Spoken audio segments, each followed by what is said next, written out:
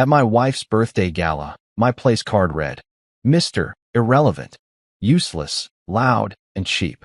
Her friends, especially her smirking rich male boss, burst into laughter. Still clinging to her, they sneered. As I walked out, I turned to rich CO lover and whispered, I'd check your portfolio if I were you. So here's the deal. My name is Marcus Lowell, and if you're expecting some sob story about how love conquers all, you might want to grab a different book. This one's got a happy ending, just not the kind you'd expect. Picture this. It's 2018, I'm 22 and dumber than a box of rocks when it comes to women, sitting in the university library at 2 a.m. because apparently that's what dedicated students do. I'm surrounded by enough energy drinks to power a small aircraft and drowning in code that's supposed to revolutionize how small businesses handle their tech needs. Yeah, I know, riveting stuff, right? That's when she walks in. Talia Martinez, 5'6" of pure ambition wrapped in a coffee-stained sweater and jeans that probably cost more than my entire wardrobe. She's got this determined look like she's about to conquer the world, or at least the finance section of the library. Her dark hair is pulled back in this messy bun that somehow looks intentional, and she's carrying approximately 17 different highlighters because apparently color coding is serious business in the world of future Wall Street wolves. You mind if I sit here? She asks, gesturing to the chair across from me. Everywhere else is taken by people who think studying means scrolling through Instagram. I look around. The library's practically empty except for some guy in the corner who's been snoring for the past hour, and a girl who's stress-eating her way through what looks like an entire vending machine. Sure, I say because I'm smooth like that. Fair warning, though. I've been here so long, I think the librarians are starting to consider charging me rent. She laughs, and damn if it isn't the kind of laugh that makes you forget whatever brilliant thing you were about to say. Trust me, I get it. I've been living off coffee and spite for the past week trying to nail down this internship application. And that's how it started.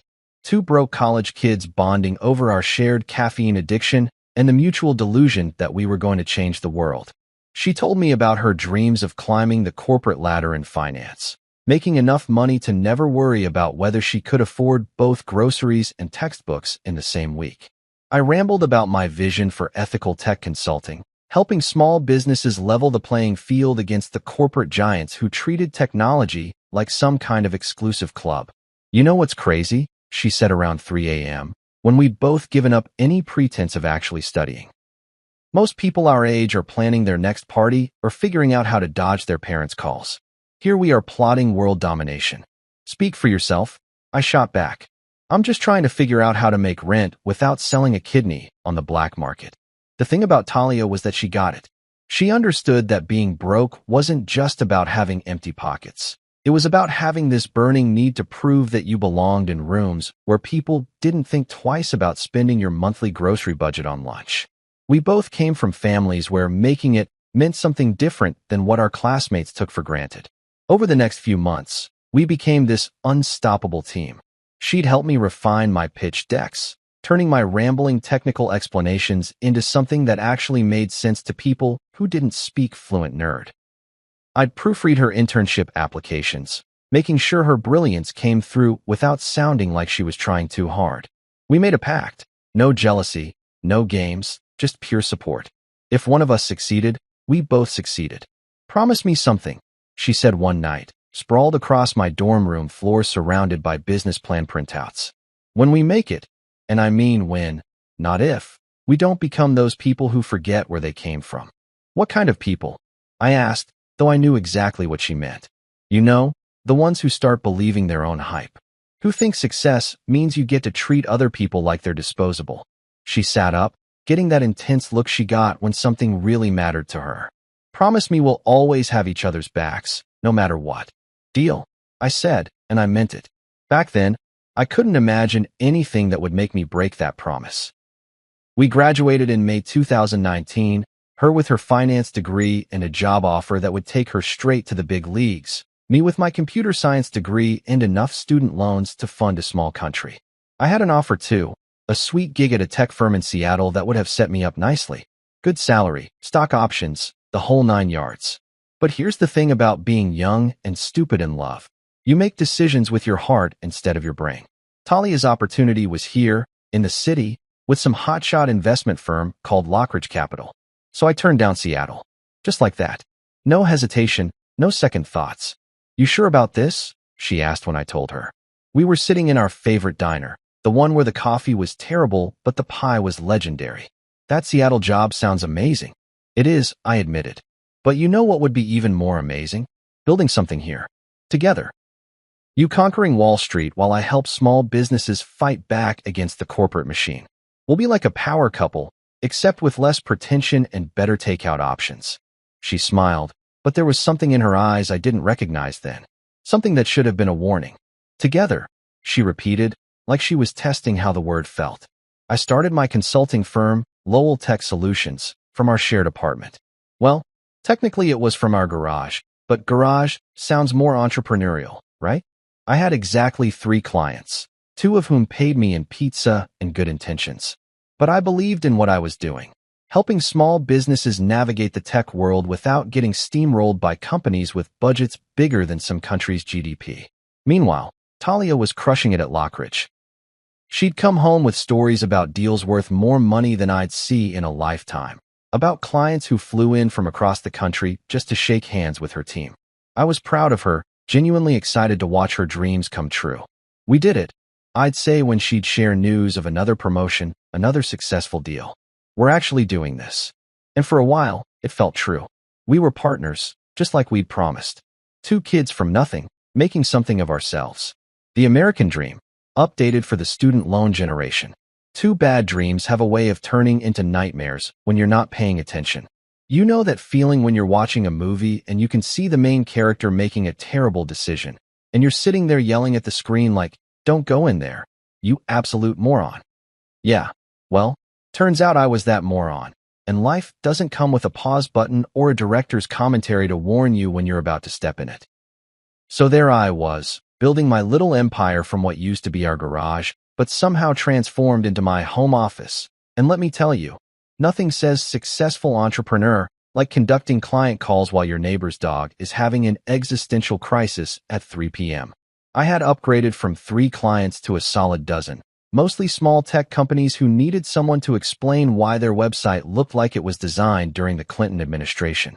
My biggest client was this mom-and-pop software company called Dataflow Solutions. The owner, Janet Morrison, was this no-nonsense woman in her 50s who'd been running the business with her husband for 20 years.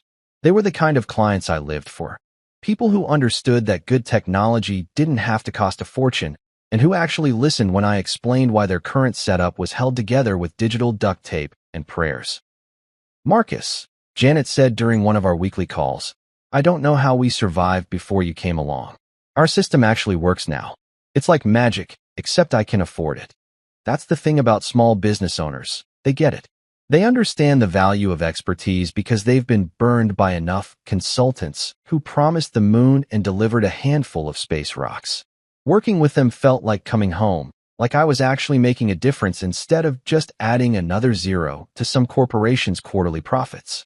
Meanwhile, Talia was ascending to heights that made my garage office look like exactly what it was, a converted space that still smelled faintly of motor oil and broken dreams. She'd landed this position working directly under Grant Mercer, who was basically the finance world's answer to Tony Stark, except with less charm and more hair gel. Now, I should probably mention that Grant Mercer was the kind of guy who wore suits that cost more than most people's cars and had the kind of confidence that only comes from never having to check your bank balance before making a purchase. He drove a Tesla before it was cool, always had the latest iPhone, and somehow managed to make ordering coffee sound like he was negotiating a hostile takeover. Grant says the key to success in finance is understanding that money isn't just numbers, it's psychology, Talia would say, practically glowing as she recounted their latest team meeting. "He's teaching me to think beyond spreadsheets and really see the bigger picture." I'd nod and smile, because that's what supportive partners do, right?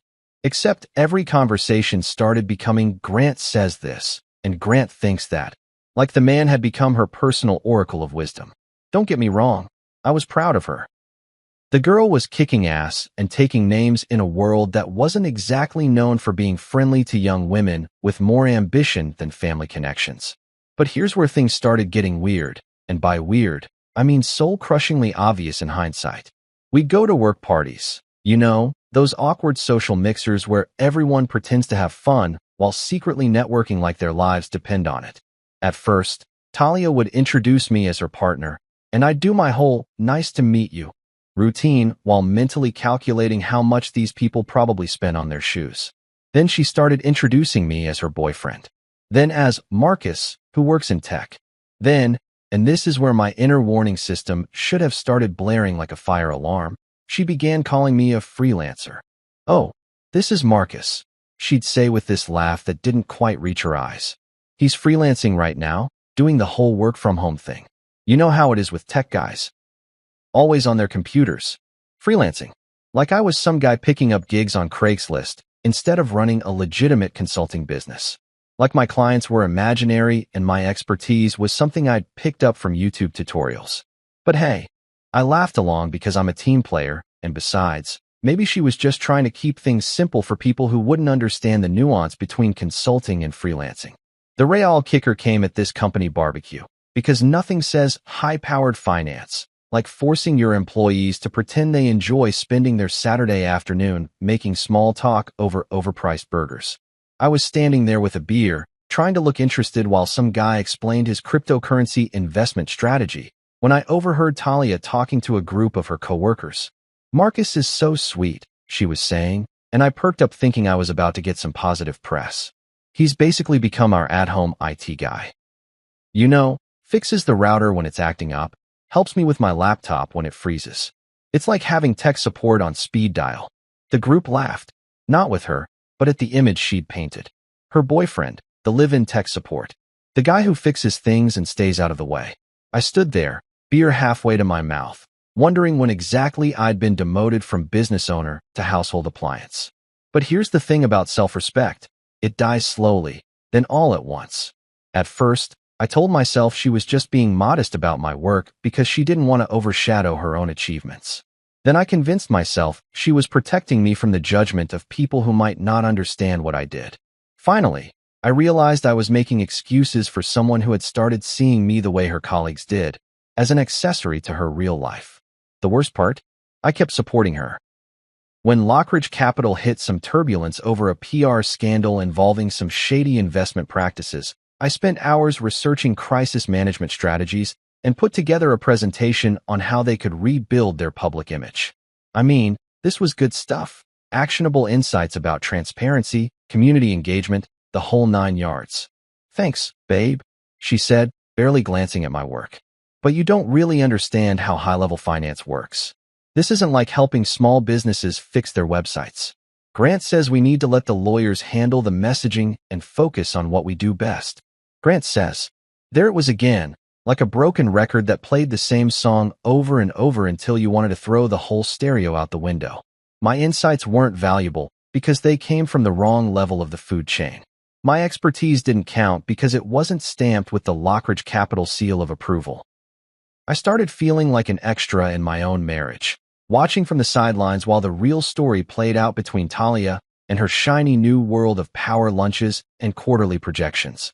The woman who used to value my opinion now treated it like background noise, something to acknowledge politely before moving on to more important matters.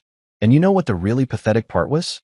I was still proud of her success, still bragging to my clients about my brilliant wife who was conquering Wall Street, still showing up to every company event with a smile, ready to play the role of supportive spouse while she climbed higher and higher, leaving me further and further behind. I should have seen what was coming. Should have recognized the signs when someone starts treating you like you're invisible. But love makes you stupid, and hope makes you blind. And sometimes you don't realize how far you've fallen until you hit the ground. If you've never experienced the slow-motion horror of watching someone you love transform into a completely different person, consider yourself lucky. It's like watching your favorite movie get remade by someone who completely missed the point of the original. Same characters, same basic plot. But somehow everything that made it special has been stripped away and replaced with shiny, soulless garbage. That's what happened with Talia, and the director of this particular disaster was Grant Mercer himself. Now, I'd heard plenty about this guy before I actually met him. Talia's descriptions painted him as some kind of financial genius. the kind of man who could spot market trends before they happened and turn risky investments into gold mines. According to her, he had this uncanny ability to read people, to understand what made them tick and how to leverage that knowledge for maximum profit. Grant has this theory, she'd say over dinner, eyes lighting up like she was sharing classified intelligence. He calls it psychological arbitrage. It's not enough to understand numbers. You have to understand the emotions behind the numbers. Fear, greed, hope, desperation. That's where the real opportunities are. I'll admit, it sounded impressive. Hell, it sounded like something I could actually relate to. Wasn't that basically what I did with my small business clients? Understanding their fears about technology, their hopes for growth, their desperation to compete with bigger companies? But whenever I tried to draw those connections, Talia would wave me off. It's different, Marcus. What Grant does operates on a completely different level. We're talking about moving millions of dollars based on reading the room in a boardroom full of CEOs. It's not exactly the same as explaining to Janet why she needs to update her inventory software. Ouch. But okay, maybe she had a point. Maybe there were levels to this game that I just didn't understand. So I kept my mouth shut and listened to more Grant wisdom, delivered secondhand with the kind of reverence usually reserved for religious texts. The first time I actually met the man himself was at Lockridge's annual Spring Mixer, one of those networking events where everyone pretends the overpriced canapes are worth the small talk torture. Talia had been hyping this introduction for weeks, like I was about to meet her personal messiah. You're going to love Grant, she kept saying. He's so charismatic. And funny. You'll see what I mean about his vision. Grant Mercer turned out to be exactly what I'd expected, and somehow worse. Picture a guy in his early 40s who looked like he'd stepped out of a stock photo labeled Successful Executive. Perfectly styled salt and pepper hair, a handshake that lasted just long enough to assert dominance, and a smile that never quite reached his eyes. He wore confidence like a designer suit, expensive, well-tailored, and impossible to ignore. So you're the famous Marcus, he said when Talia introduced us. The tech guru. Talia's told me all about your little consulting venture. Little consulting venture. Not business, not company, venture. Like it was a hobby I'd picked up between more serious pursuits. But his tone was warm, almost friendly, so maybe I was being oversensitive. Nice to finally meet you, I said, matching his handshake pressure because apparently we were doing the alpha male thing. Talia speaks very highly of you. Does she now? He glanced at her with this look I couldn't quite read. Well, she's one of our brightest stars. Real potential for big things, as long as she stays focused on what matters. The conversation continued, but I found myself studying him more than listening. Everything about Grant Mercer was calculated. The way he positioned himself to dominate the conversation, how he name-dropped clients and deals just casually enough to seem humble while making sure everyone knew how important he was. He had this way of making statements that sounded like compliments, but left you feeling vaguely insulted. You know, Marcus, it takes real dedication to stick with small business consulting, he said at one point. Not everyone has the patience for that kind of intimate scale of work. Most people in tech want to go big or go home. But there's something admirable about staying in your lane. Staying in my lane. Like I was some amateur driver who needed to get out of the way so the professionals could race. After that night, the Grant Mercer quotes increased exponentially. It wasn't just business wisdom anymore. Suddenly, he was an expert on everything from wine selection to workout routines to the proper way to order at high-end restaurants. Grant says the key to networking is never eating the food at these events. Talia informed me before another company function. He says people respect you more when you're clearly there for business, not the free meal. Grant says you should always wear a watch that costs more than most people's monthly salary. It's a psychological signal that you belong in certain rooms. Grant says small talk is for small minds. Real power players cut straight to what matters. I started keeping a mental tally of how many times Grant's name came up in our conversations. On a slow day, it was maybe 5 or 6 references. On days when she'd had meetings with him, it could hit double digits. It was like she'd replaced her own thoughts with his greatest hits album. The breaking point came when I tried to help with that PR crisis I mentioned. Lockridge had gotten some bad press about their investment practices, nothing criminal, but enough to make some clients nervous. I'd spent a weekend putting together a comprehensive strategy for rebuilding public trust, complete with social media campaigns, community outreach programs, and transparency initiatives. I was actually excited to share it. This was the kind of challenge that got my blood pumping, taking a complex problem and finding creative solutions. Plus, it felt good to be contributing something meaningful to Talia's world, to prove that my expertise had value beyond fixing router problems. This is really thoughtful, Marcus, she said, flipping through my presentation. But honestly, you don't understand how high-level finance works. This isn't like managing the reputation of some mom-and-pop software company. We're dealing with institutional investors who think in completely different terms. There it was again, that dismissive tone that had become her default whenever I tried to contribute. But this time, she wasn't done. Grant actually addressed this exact issue in our team meeting yesterday. He says the worst thing you can do during a PR crisis is look desperate by changing your approach. Our clients invest with us because we're confident in our methods. If we start chasing public opinion, it shows weakness. Grant says. Grant thinks.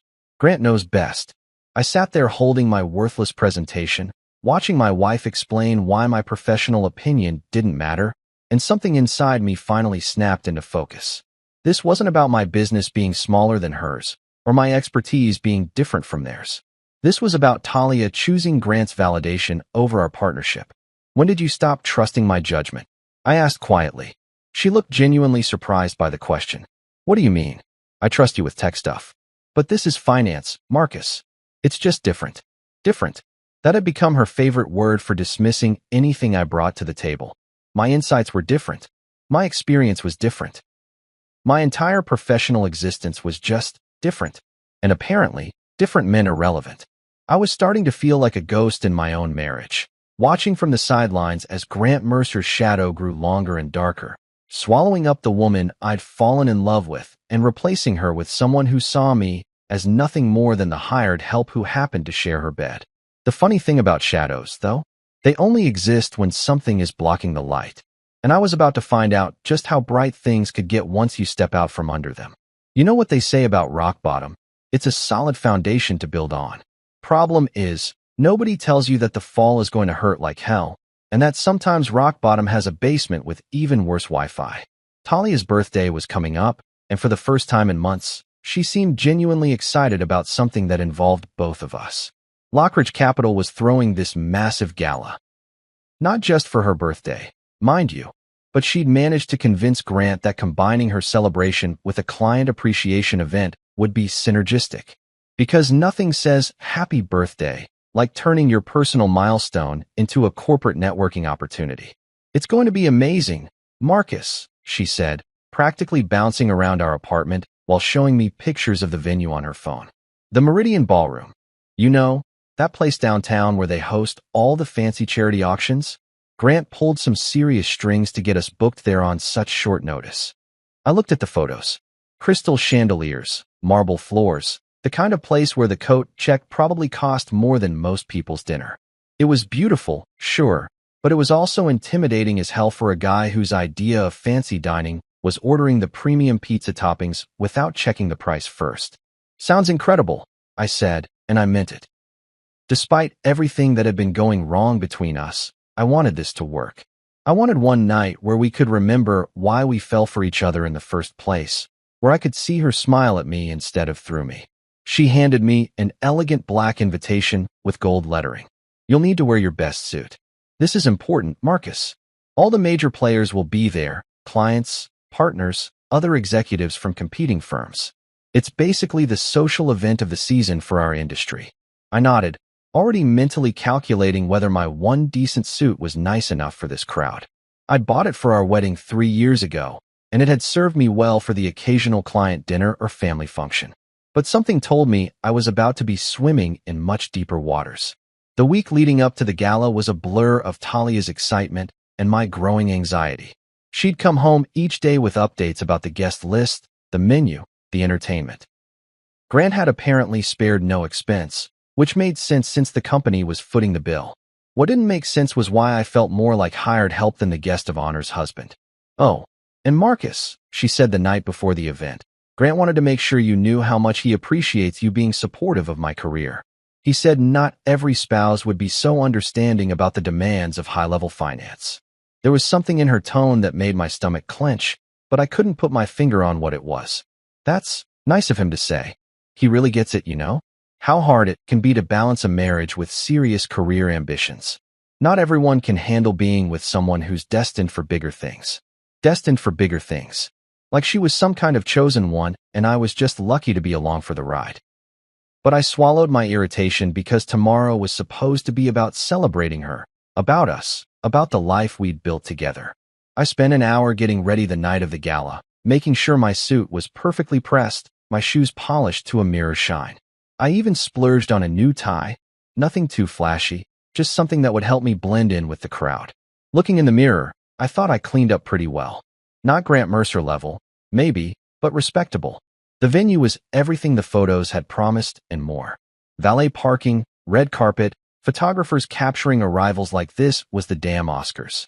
Talia looked absolutely stunning in a black cocktail dress that probably cost more than my monthly car payment. Her hair professionally styled, makeup flawless. She looked like she belonged in this world of champagne and chandelier. Me? I looked like exactly what I was, a small business consultant trying not to embarrass his wife at her big fancy party. You ready for this? I asked as we walked toward the entrance, my hand finding hers. She squeezed back, but her attention was already elsewhere, scanning the crowd for familiar faces. This is it, Marcus. This is my moment. Her moment. Not our moment. Her moment. And I was just there to witness it. The ballroom was packed with the kind of people who made six-figure decisions over lunch and thought nothing of it. Everywhere I looked, I saw designer suits, expensive jewelry, and the kind of confident postures that came from never having to worry about money. Talia navigated through the crowd like she'd been born for this, air-kissing acquaintances and introducing me with decreasing enthusiasm as the evening wore on. Marcus works in tech became her standard line. Not, this is my husband. Not, Marcus runs his own consulting business. Just, Marcus works in tech, like I was some anonymous code monkey who'd wandered in off the street. But I smiled and shook hands and made small talk about market trends and technological innovation, trying to hold my own in conversations that moved at light speed through topics I could barely follow. Grant held court at the center of it all, spinning stories about deals and acquisitions while his audience hung on every word. Then came dinner, and that's when the real fun started. The tables were elegantly set with more silverware than I knew what to do with. Each place setting had a beautiful name card with gold calligraphy. I watched people find their seats, reading their names with obvious pleasure. Some cards had titles: Dr. Patricia Williams, Managing Director James Chun, Senior Partner Rebecca Stone. We approached our assigned table, and I could see Grant Mercer already seated, looking smugly satisfied with himself. Talia's card was right next to his, of course. I looked for mine, expecting to see Marcus Lowell, or maybe Mr. Marcus Lowell, if they were being formal. What I found instead made my blood turn to ice water. The card read, in the same beautiful gold script as all the others, Mr. Irrelevant, useless, loud, and cheap. I stared at it for what felt like an eternity, my brain refusing to process what I was seeing. This had to be a mistake. Someone's idea of a joke. A printing error. Anything except what it obviously was, a deliberate, calculated humiliation. The laughter started before I even looked up. Grant's voice rose above the others, rich with amusement. Oh, look who found his seat. Still clinging to her coattails, I see. More laughter rippled around the table. Talia's colleagues. People I'd met at dozens of company functions. People I'd made polite conversation with. People who'd smiled to my face while apparently thinking of me as exactly what that card said. We're all in on the joke. And Talia? She sat there in perfect silence, not defending me, not looking shocked or angry on my behalf. Just sitting there like she was watching a mildly entertaining movie. The whole ballroom seemed to fade away until it was just me, standing there holding this piece of cardstock that reduced 3 years of marriage and 5 years of partnership to 3 words: useless, loud, and cheap. I felt something inside me break. Not my heart. That would have been too clean, too simple. Something deeper. Something that had been holding me together through months of dismissive comments and casual put-downs and being treated like an accessory to someone else's life. But here's the funny thing about breaking. Sometimes it doesn't make you weaker. Sometimes it just clears away all the bullshit you've been carrying around, All the excuses and rationalizations and desperate hopes that things will get better if you just try hard enough to be what someone else wants you to be. I looked at Grant Mercer, still chuckling at his own cleverness, and felt something I hadn't experienced in months. Perfect clarity. I leaned down, close enough that only he could hear me, and said in the calmest voice I could manage, "I'd check your portfolio if I were you." Then I walked out of that ballroom with my head high, leaving behind the sound of uncomfortable laughter and a wife who'd chosen her silence over our marriage. Sometimes the best response to someone trying to make you feel small is to show them exactly how big a mistake they just made. You ever notice how the worst moments of your life have this weird habit of happening on the most beautiful days? Saturday morning after the gala was one of those perfect spring days that makes you want to believe in fresh starts and second chances. Birds singing, sun shining, the whole Disney movie treatment. Too bad I felt like I'd been hit by a freight train carrying a cargo load of emotional baggage. I spent the weekend in what I like to call productive wallowing mode. You know the drill. Sitting in your underwear, eating cereal straight from the box, staring at Netflix without actually watching anything. Talia had texted exactly once. "We need to talk when you're ready." I wasn't ready. Hell, I wasn't sure I'd ever be ready to have that particular conversation. But Monday morning rolled around like it always does, completely indifferent to your personal drama, and I found myself sitting in front of my laptop in the garage office that suddenly felt less like a humble beginning and more like a bunker. The smart thing would have been to dive into client work, lose myself in the comfortable world of debugging code, and explaining why upgrading from Windows 95 wasn't just a good idea. It was practically a humanitarian necessity. Instead, I opened a new browser tab and typed in Lockridge Capital. Now, I'd looked at their website before, of course. Basic due diligence when your wife works somewhere. But I'd always approached it as a casual observer, someone trying to understand Talia's world without really digging deep. This time was different. This time, I was looking at Lockridge Capital the way I looked at a client's system when they called me, because everything's running really slow and we're not sure why.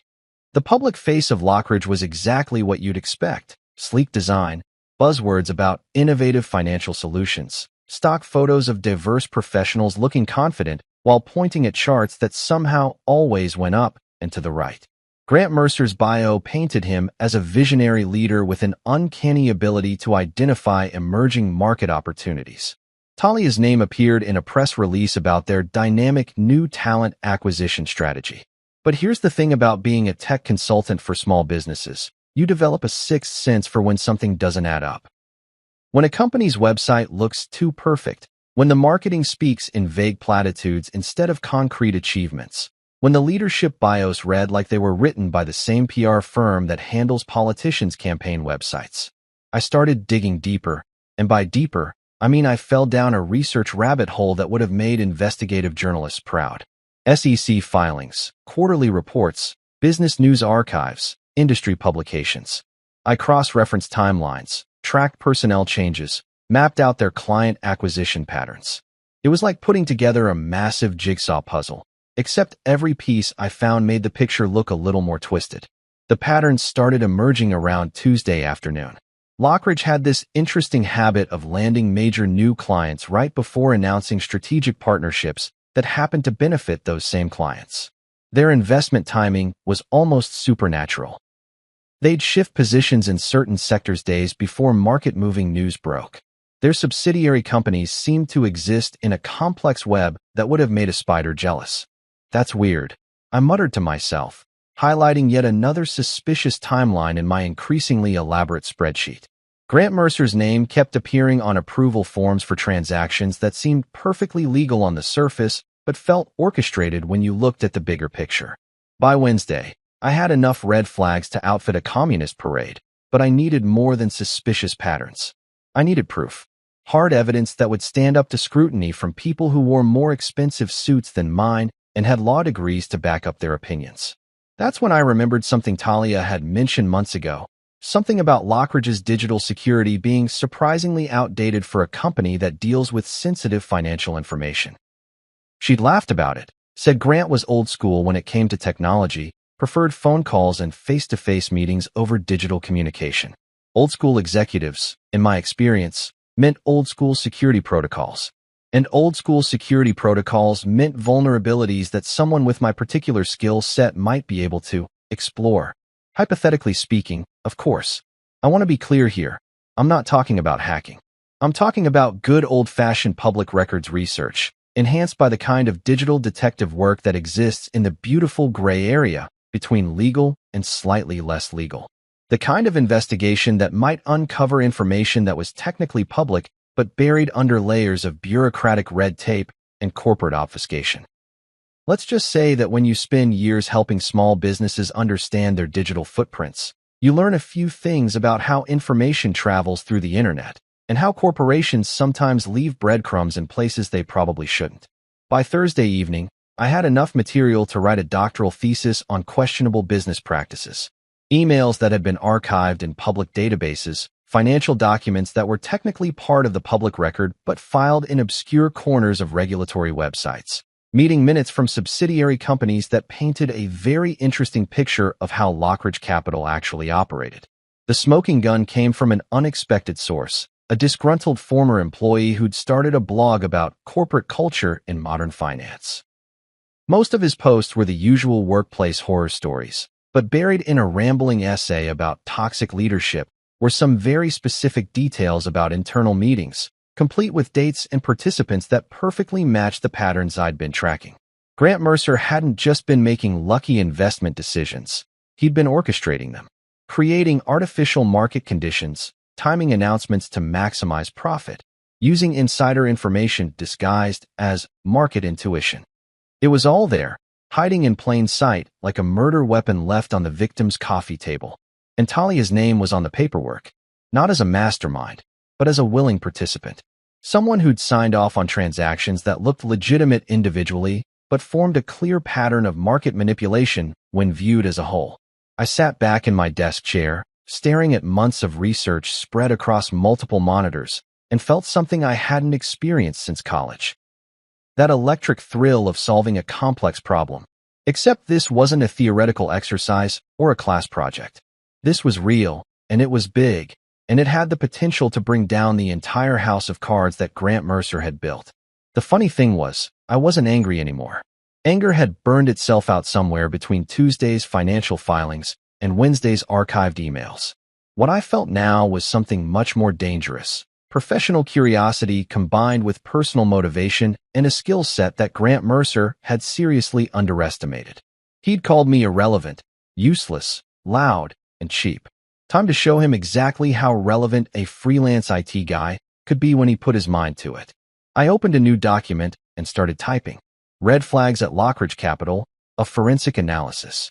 If Grant Mercer wanted to play games with place cards, I was about to teach him a new game entirely.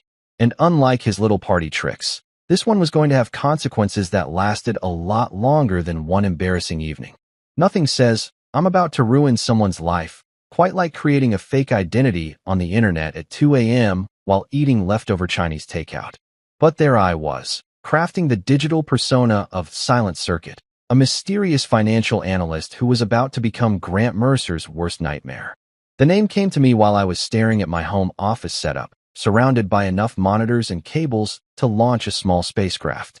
Silent, because I'd been invisible for so long that people forgot how much damage a quiet person could do when they finally decided to speak up.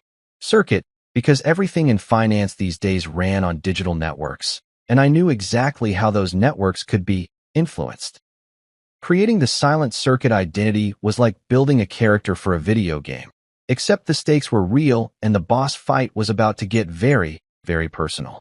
I set up encrypted email accounts, registered on financial forums using sophisticated VPN routing, and established just enough of a digital footprint to look legitimate without leaving any breadcrumbs that led back to Marcus Lowell, humble tech consultant.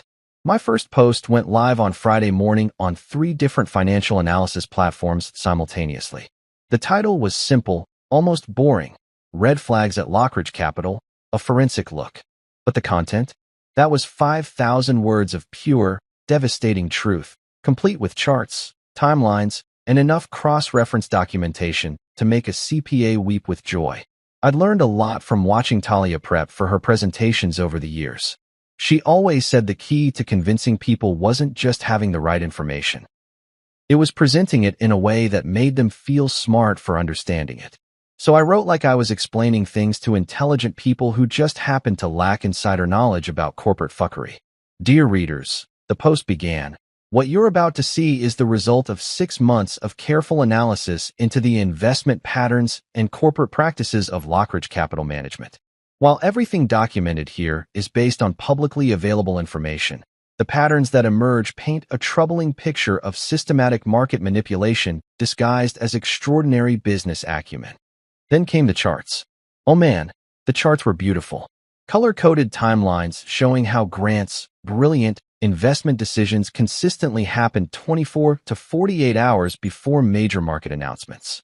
Organizational diagrams revealing the web of shell companies and subsidiaries that seemed designed to obscure rather than clarify business relationships. Financial flowcharts that tracked money moving through more hands than a poker tournament.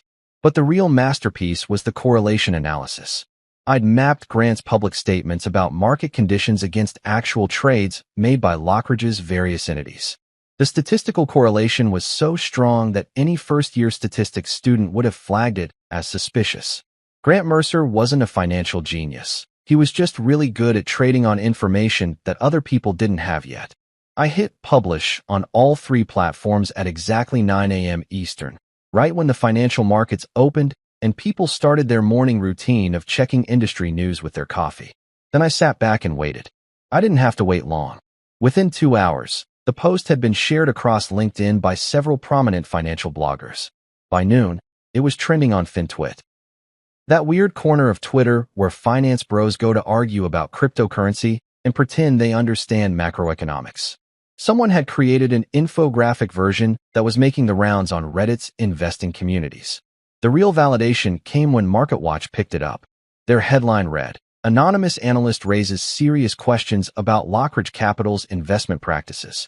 The article treated my research with the kind of respectful skepticism that legitimate journalism requires, but they couldn't ignore the quality of the analysis. While we cannot verify the identity of the analyst who goes by Silent Circuit, the article noted, the documentation provided appears to be sourced from legitimate public records and raises questions that deserve answers from both Lockridge Capital and relevant regulatory authorities.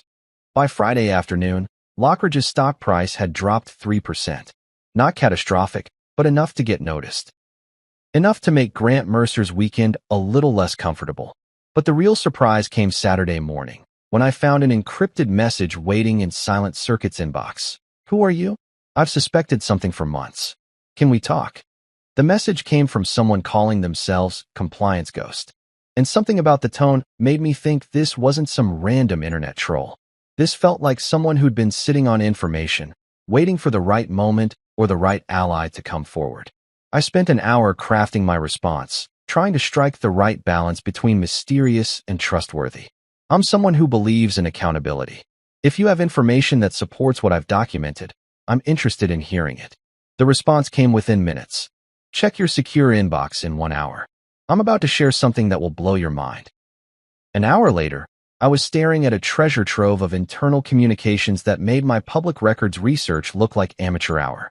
Screenshots of Slack conversations, forwarded emails, meeting minutes that had somehow made their way out of Lockridge's supposedly secure internal network. And there, in a conversation between Grant Mercer and several senior staff members, was a thread that made my blood boil. Grant Mercer, the birthday gala was perfect. Did you see Talia's husband's face when he found his place card? Face with tears of joy. Jessica Chun, brutal but hilarious. Mr. Irrelevant, who came up with that? Grant Mercer, that was all me. Let Marcus feel small. He's a distraction. The gala card was hilarious. David Kim, think he'll cause problems?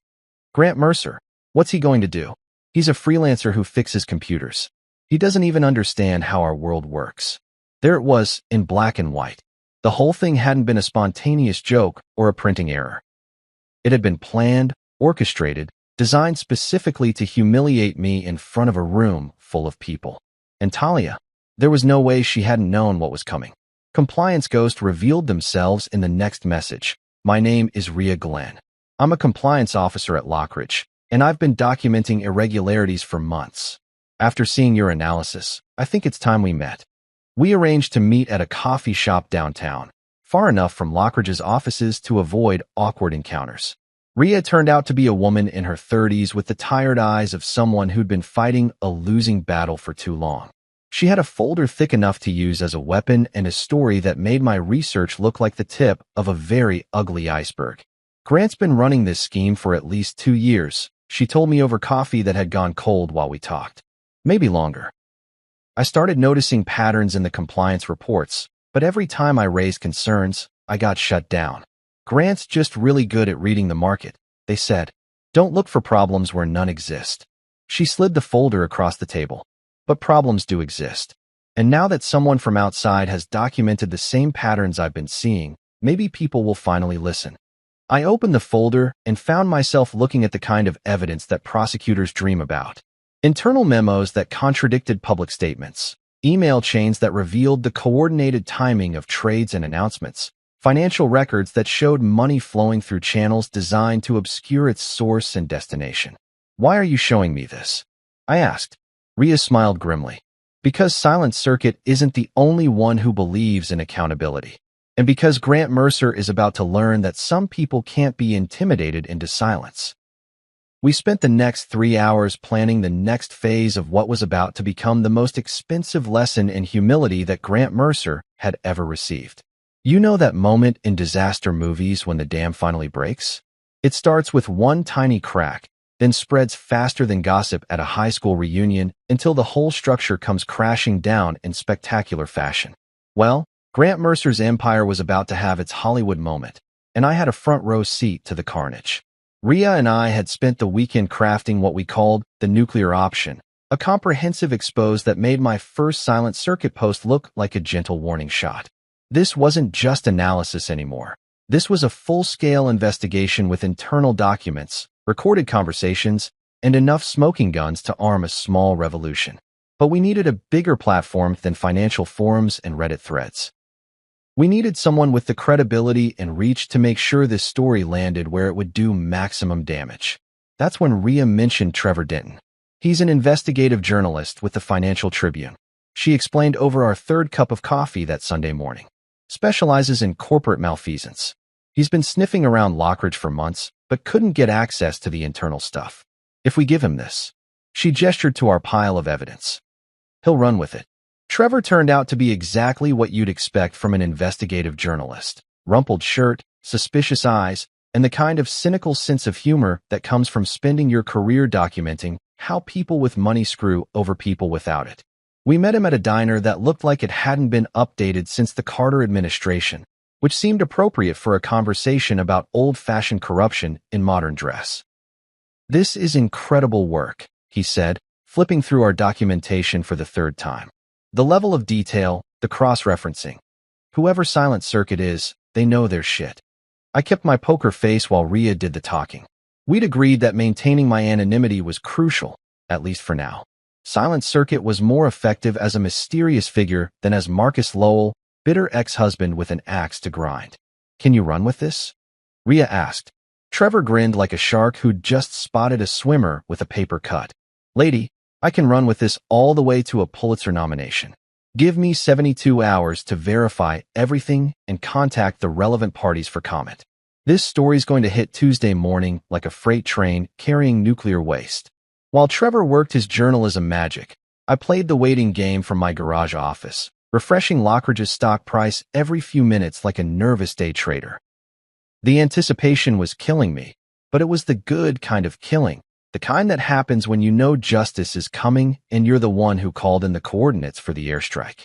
Monday evening, Trevor sent me a preview of the article. The headline alone was a thing of beauty. Inside Lockridge Capital, how a prestigious investment firm built success on systematic market manipulation. The article was devastating. Trevor had taken our evidence and woven it into a narrative that read like a corporate thriller, complete with insider quotes, regulatory expert analysis, and enough specific details to make it impossible for Lockridge to dismiss as speculation or disgruntled employee gossip. But the real masterpiece was the sidebar article, The Rise and Fall of Grant Mercer, How Arrogance Became a Liability. Trevor had somehow gotten hold of additional information about Grant's personal behavior, including some choice quotes from former employees about his management style and treatment of subordinates. Apparently, I wasn't the only person Grant had enjoyed humiliating. The article went live at 6 a.m. Tuesday morning, right when the financial world starts their day with coffee and bad news. By 6:30, my phone was buzzing with Google alerts. By 7 a.m., Lockridge's stock was in free fall. I watched it happen in real time from my computer, refreshing the stock ticker like it was the final score of the Super Bowl.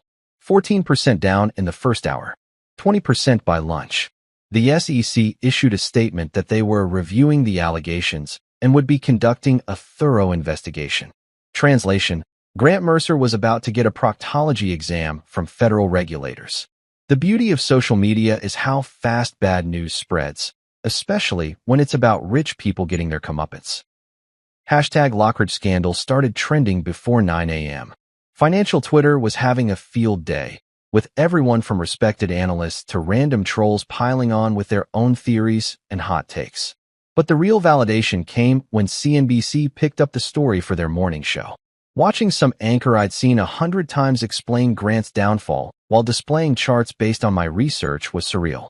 They even interviewed a former SEC enforcement attorney who said the evidence presented raises serious questions that demand immediate investigation. My phone rang around 2 p.m. Talia's name flashed on the screen, and for a moment I considered letting it go to voicemail. But curiosity won out. "Marcus," she said, and her voice sounded like she'd been crying. "Something's wrong. They're investigating Grant. They've pulled my email history. They think I was involved." I said nothing. Let her fill the silence. "The FBI showed up at the office this morning. They're going through everything. My computer, my files, my correspondence. Marcus, I'm scared.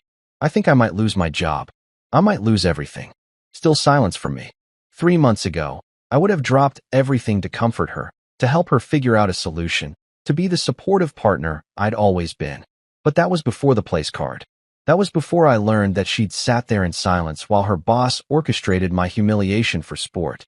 "Marcus, please, say something. You understand this stuff. You know how investigations work. Can you help me? You're the only one who. Now you value my expertise?" I interrupted, surprising myself with how calm my voice sounded. "What? Now you think I understand how this stuff works? Funny how that changes when you're the one who needs help." There was a long pause. "Marcus, this is serious. My career, my reputation, everything I've worked for is falling apart." "You mean everything Grant built is falling apart?" I corrected. "Your career was just collateral damage in his game. The same way my dignity was collateral damage in his entertainment." "I don't understand what you're talking about." But she did understand. I could hear it in her voice, the dawning realization that maybe her beloved mentor wasn't the genius she'd thought he was. That maybe the husband she'd been dismissing for months had been right about more things than she'd wanted to admit. "The SEC will sort it out, Talia," I said finally. "If you were just following orders, the truth will come out. If you were more involved than that, well, the truth will come out about that too." I hung up before she could respond. There would be time for longer conversations later, time to figure out what our marriage looked like after everything that had happened. But right now, I had work to do. Silent Circuit had more revelations to share, and Grant Mercer's education in humility was just getting started. 3 days after the Financial Tribune article dropped like a nuclear bomb on Grant Mercer's perfectly manicured life, Talia showed up at my apartment looking like she'd been put through a blender set on corporate destruction. Her usually flawless appearance was replaced by dark circles under her eyes, hair that hadn't seen a professional stylist in days, and the kind of pale complexion that comes from stress eating nothing but coffee and denial. I was in my kitchen making dinner. Actual dinner, not the takeout survival meals I'd been living on, when I heard her key in the lock. Yeah, she still had a key. We were separated, not divorced, though lately the distinction felt academic. "Marcus." Her voice cracked like she hadn't used it for human conversation in weeks. "Please, I need your help. You're the only one who understands this stuff." I didn't turn around immediately. Just kept stirring my pasta sauce and pretended that my heart wasn't doing complicated gymnastics routines in my chest. Seeing her like this, vulnerable, desperate, stripped of all the confidence that Grant Mercer had wrapped around her like armor, was harder than I'd expected. Now you value my expertise? I said finally, echoing our phone conversation, but with less satisfaction than I'd anticipated. She sat down at my kitchen table without being invited, which was very unlike the polished professional she'd become. They're saying I might lose everything, Marcus. My job, my reputation, my career. The FBI has been through every email I've ever sent at work. They've frozen my accounts pending investigation. I can't even access my own money.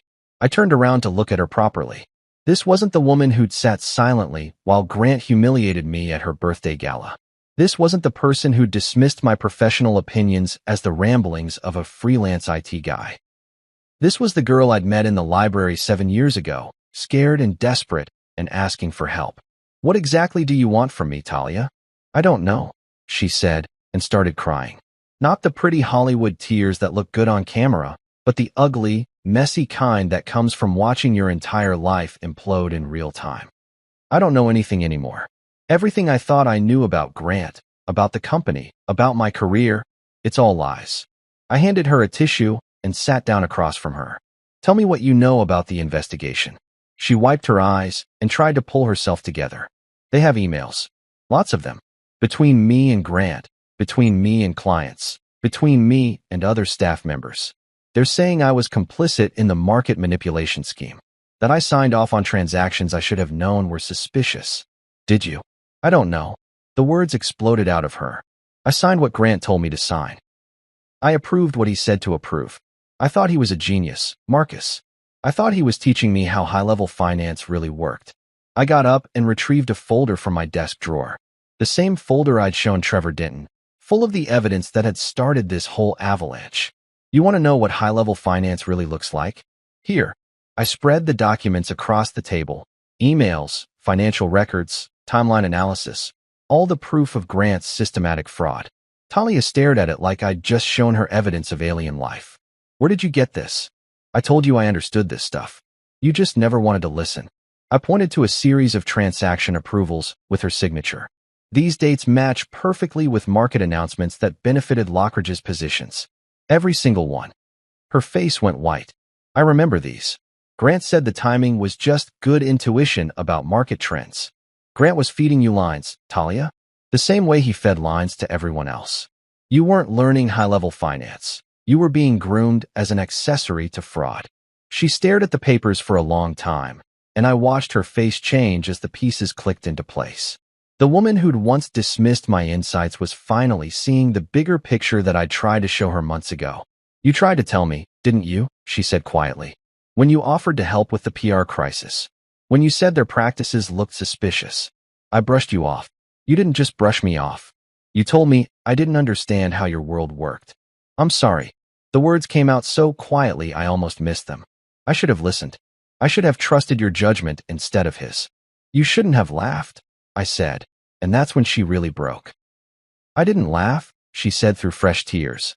I know it looked like I did, but I didn't laugh at that stupid card. I didn't know how to defend you without making things worse for both of us. So you chose to make things worse for just one of us instead. She nodded, accepting the hit. I made the wrong choice.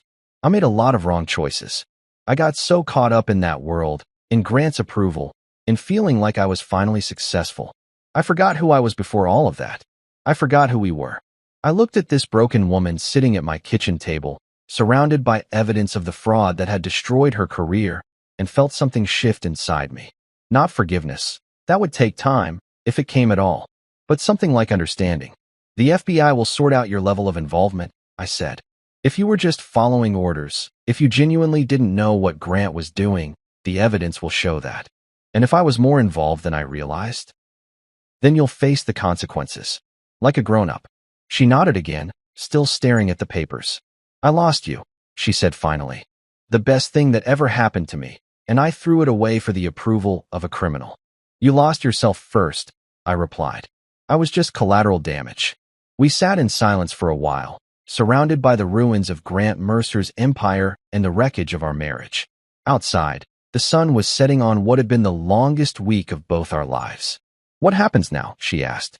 Now you figure out who Talia Martinez really is when she's not trying to impress Grant Mercer, I said. And I figure out who Marcus Lowell becomes next. Together?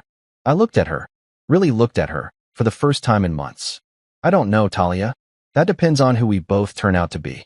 Funny how destroying someone's life can be so good for your own career prospects. 3 months after Grant Mercer's empire came crashing down like a house of cards in a hurricane, I was sitting in a corner office on the 32nd floor of downtown's most prestigious financial district, looking out at a city that suddenly seemed full of possibilities instead of obstacles. The consulting firm I'd been building in the shadows while Talia climbed her ladder to nowhere? Yeah, that little hobby had become the hottest commodity in investor circles. Turns out that when you publicly expose a multi-million-dollar fraud scheme, people start paying attention to your analytical skills. Who knew? It started with a phone call from Patricia Thornton, managing partner at Meridian Investment Group, one of those old money firms that had been around since before the internet was a twinkle in Al Gore's eye. She'd read Trevor Dennon's article and somehow connected the dots back to my earlier silent circuit posts. Mr. Lowell, she said in that crisp, no-nonsense tone that successful women perfect over decades of dealing with underestimating men. I'd like to discuss a consulting opportunity that might interest you. Are you familiar with our firm? Was I familiar with Meridian? They managed portfolios worth more than some countries' GDP. Their client list read like a who's who of American wealth. Getting hired by them was like getting drafted by the Yankees. It didn't just change your career, it changed your entire life trajectory. I'm familiar with your reputation, I said, trying to sound casual while internally doing victory laps around my garage office. Excellent. We've been following the Lockridge situation with great interest, and we're impressed with the quality of analysis that led to uncovering their irregularities. We have a position opening for a lead audit advisor, someone who can help us identify potential red flags in our investment targets before they become problems. 2 weeks later, I was sitting in their boardroom, surrounded by people who wore watches worth more than my car and treated million-dollar decisions like ordering lunch. But here's the thing. They weren't looking at me like the freelance IT guy anymore. They were looking at me like someone who'd taken down Grant Mercer with nothing but public records and a laptop. The Lockridge analysis was extraordinary work, said James Chun, their head of due diligence. The level of detail, the forensic approach. Where did you learn to investigate corporate structures like that? Small business consulting, I said with a straight face. When you're helping mom-and-pop shops compete with corporate giants, you learn to look for patterns and weaknesses. Turns out those same skills work pretty well in reverse. The job offer was everything I dreamed of when I was 22 and stupid enough to think that love conquered all. 6-figure salary, stock options, expense account, and most importantly, respect. Real respect from people who didn't see my expertise as cute or quaint, but as genuinely valuable. My new office came with a view of the city, a secretary who called me Mr. Lowell without any trace of irony, and enough computing power to run NASA's space program as a side hustle. But the best part wasn't the fancy title or the salary that made my old income look like pocket change. The best part was the work itself. Every day, I got to dive deep into corporate structures, financial relationships, and business practices, looking for the kind of patterns that might indicate fraud, mismanagement, or just plain stupidity. I was like a financial detective, except instead of solving murders, I was preventing them. My first major case involved a tech startup that was courting Meridian for a substantial investment. On paper, they looked fantastic. Revolutionary AI technology, experienced management team, impressive growth projections. But something about their financial statements reminded me of Lockridge's creative accounting. 3 weeks of analysis later, I'd uncovered a web of inflated user numbers, fabricated partnerships, and accounting practices that made Enron look conservative. My report saved Meridian from a $20 million mistake and earned me a reputation as the guy who could spot bullshit from orbit. How do you do it? Patricia asked after my presentation to the board. How do you see things that our other analysts miss? I spent years being underestimated, I said. Turns out that's excellent training for recognizing when other people are being underestimated too.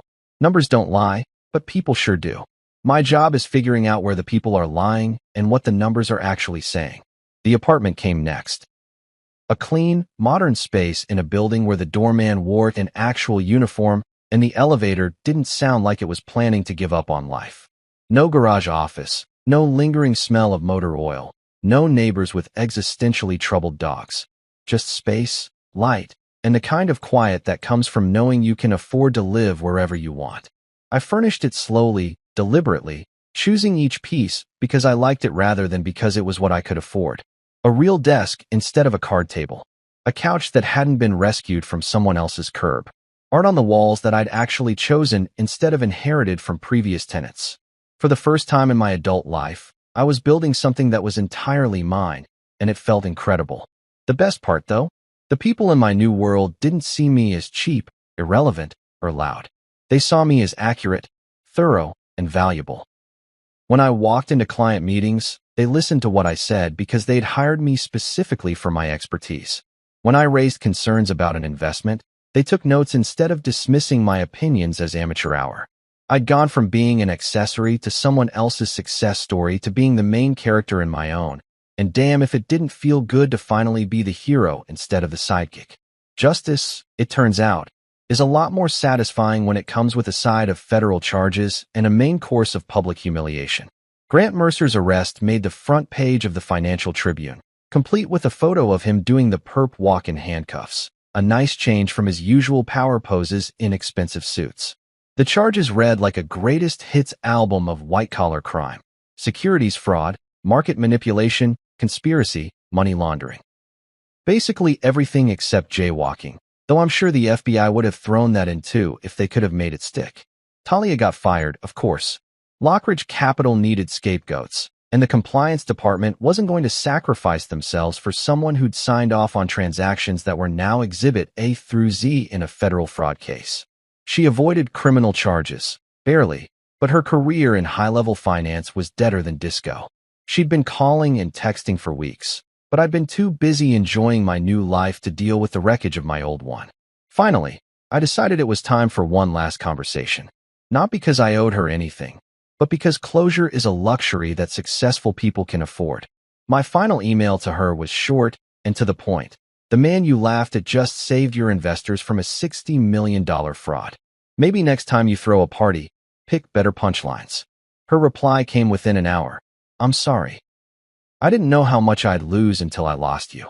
Classic Talia, always better at apologies than at preventing the need for them in the first place. But it was too late for sorry. Some bridges, once burned, don't get rebuilt. Some mistakes don't get second chances. I wasn't angry anymore. Anger is exhausting, and I had better things to do with my energy than waste it on people who'd already wasted enough of my time. Instead, I felt something much cleaner: complete indifference. Grant Mercer was looking at 20 years in federal prison. Talia was starting over from scratch at 30, trying to rebuild a career that she'd destroyed by choosing the wrong mentor. And me? I was Marcus Lowell, not Mr. Irrelevant, not the freelance IT guy, not someone's husband or boyfriend or accessory. I was the man who'd taken down a corporate empire with nothing but a laptop and the patience to read the fine print. I was the analyst who'd turned being underestimated into a superpower. I was the guy who'd walked away from humiliation with his head high and proved that revenge isn't just sweet. When you do it right, it's profitable too. The place card from that birthday gala was framed on my office wall now, right next to my diploma and a photo of Grant Mercer in handcuffs. A reminder that sometimes the best response to someone trying to make you feel small is to show them exactly how expensive that mistake can be. After all, in the end, everyone gets exactly what they deserve. Some people just take longer to cash their checks.